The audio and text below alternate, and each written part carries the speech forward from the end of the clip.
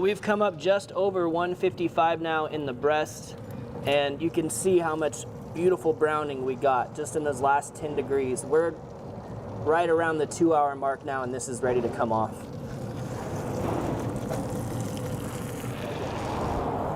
Guys, this thing smells incredible. I mean, you're starting to get that brown butter smell. It's not burnt at all, but that mixed with those herbs and that ranchero seasoning, I want to dig into it now, but we got to let it rest for a little while. So let's give it a good 20 or 30 minutes before we carve it up.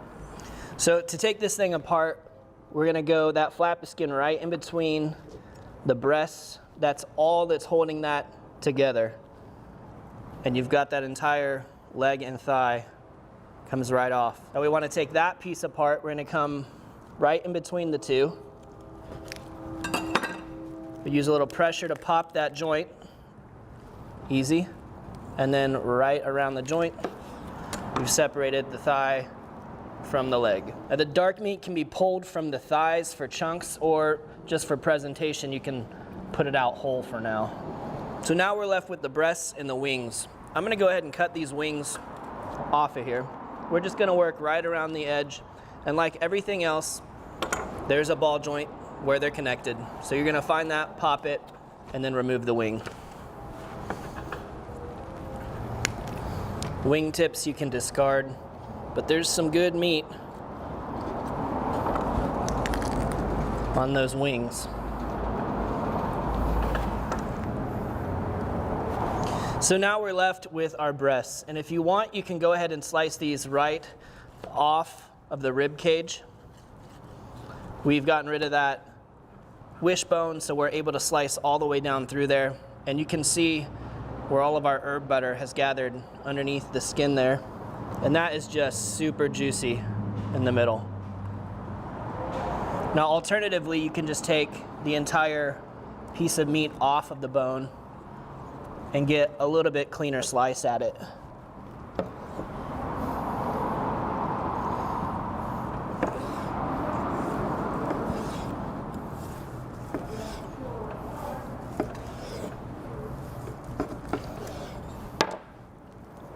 And boy, that is just super juicy in there. All right, let's taste it. Big herb flavor. Just the right amount of saltiness from that leftover brine, as well as our seasoning on there. The skins bite through. I mean, that's exactly what you're looking for. And it's so juicy from all that butter we added. Great flavor. We're not gonna forget about those juices and the fats left behind in the pan. And this is the reason why I like to cook a spatchcock bird in a pan. It's because you can save all of this tasty goodness. It doesn't go to the grill. It goes back into the bird. I gotta get a taste of some of this dark meat as well. Let's dig out some of that. Ooh, it's hot. A piece of this dark meat. It looks velvety. Oh man, what flavor. What's the texture? Just velvet in your mouth. A little bit of that butter mixed in with those juices. You get that brown butter effect. All these flavors are working together really well.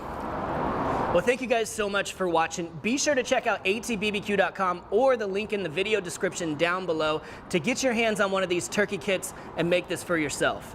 If you enjoyed the recipe, hit that subscribe button. And if you have any questions or comments or there's anything you'd like to see me cook, let me know in the comment section down below. And let's be good to one another. For more recipes, tips, and techniques, head over to atbbq.com/thesauce. All things barbecue, where barbecue legends are made. Hey everyone, this is Kenji. I'm going to show you how to make a chopped cheese. So I grew up in the 80s on 125th Street, so right around the border of Harlem and Morningside Heights. And when I was a kid, I'd never heard of the chopped cheese. I don't think it existed when I was a kid, like in the 80s. Then in high school, I started hearing about it. It's a sandwich that you get at like the bodega. But then, you know, I left and I lived in Boston for 10 years. When I finally came back to New York in the early 2000s, and I lived in Central Harlem, 135th and Lenox, at that point, everybody knew what the chopped cheese, at least everyone in that area knew what the chopped cheese was, because it's a sandwich that started in Spanish Harlem, which is sort of east of Central Harlem, East Harlem. A place called Haji's Deli. It's a bodega on 110th and First Avenue. But I used to get mine. It's a sort of a late night cheap drunk sandwich. I would get mine at the bodega on 135th and Lenox.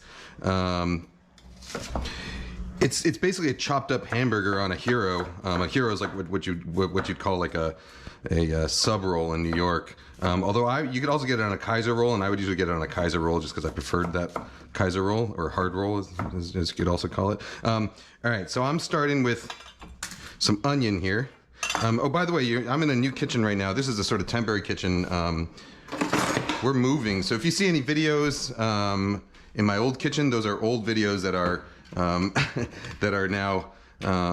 that I'm now just getting to putting up, but I'm no longer in my old house. We're moving, and right now we're staying for a couple months in this temporary house. So you'll be seeing maybe a couple videos from this kitchen, and then you'll definitely be seeing some more videos from a new kitchen sometime soon. Here we go. All right, so I'm starting with onions. You don't need to put onions on your chopped cheese, but I do, or I'm going to today at least. The other thing I got going, so you can see I have 3 pans going over there, and there's a reason why. I also got these hatch chilies, which somebody sent me. Hatch chili is definitely not a common ingredient for chopped cheese, but I got them, and they go great with beef. You can get like pickled peppers with your chopped cheese. You can get like banana peppers are common on chopped cheese, or you can get grilled peppers some places. But definitely not a necessary thing. The only real thing that you need is hamburger and American cheese, or whatever cheese you want, but hamburger. So I got this Dutch Crunch. In New York you would get this on a hero roll. Dutch Crunch is like a California, like a Bay Area thing. I'm in the Bay Area right now, so that's what I'm going to use. So the way I'm going to do this, I got 2 pans going. Both of them are pretty hot right now. I'm going to put it there. I'm going to take the second pan, put it right on top, and press it down with a towel. And just sort of like this is like my panini press here. Just to sort of, it's not really toasting the bread, it's just kind of softening it up and getting it ready to accept what's coming to it. All right, so onions going just a little bit. You don't need to caramelize them or anything. Just sort of like very gently brown them. So chopped cheese, yeah, started in Spanish Harlem, I think in like the 90s, and then moved around mostly in the sort of, Spanish Harlem, Queens, and the Bronx are where you'd mostly find it. So you wouldn't really find many of them in like